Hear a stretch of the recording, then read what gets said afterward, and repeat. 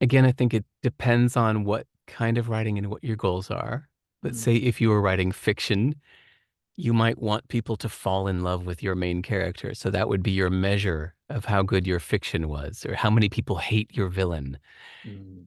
If you're doing sales writing, of course, you would measure it by how many people bought what you're selling based on Yeah. your writing.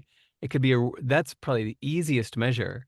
Yeah. It's something we're already measuring in numbers. Um, Purchases, new signups.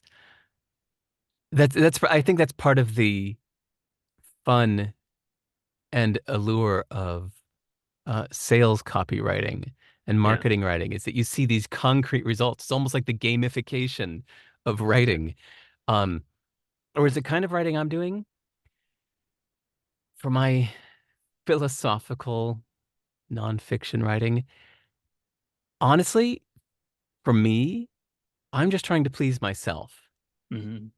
When I wrote that book called How to Live, it took me 4 years of working on that every day until I was happy with it. And I was so happy with it that I didn't really care. Even if I put it out into the world and nobody liked it, I'd say, I don't care. This is the most beautiful book ever. I love this book so much. It's exactly what I wanted it to be. If you all hate it, I don't care. Yeah. Uh, and that's how I really feel about that book. But there are other ones where I was writing it more for the public. Mm.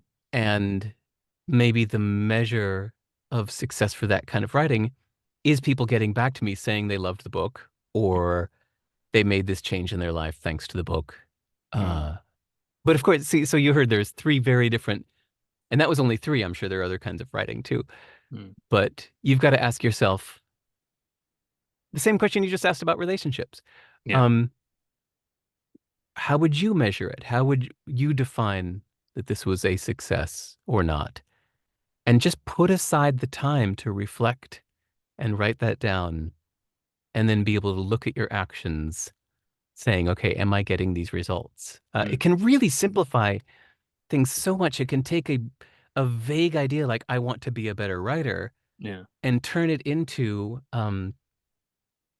I want to write something that at least two people a week reply to me Yeah. saying thank you, or that they shared it. There's another good one. I think Seth Godin would measure himself by how much people shared his writing with others. He would look Mm. at how many people retweeted it or how many people forwarded it, and that Mm. was his measure.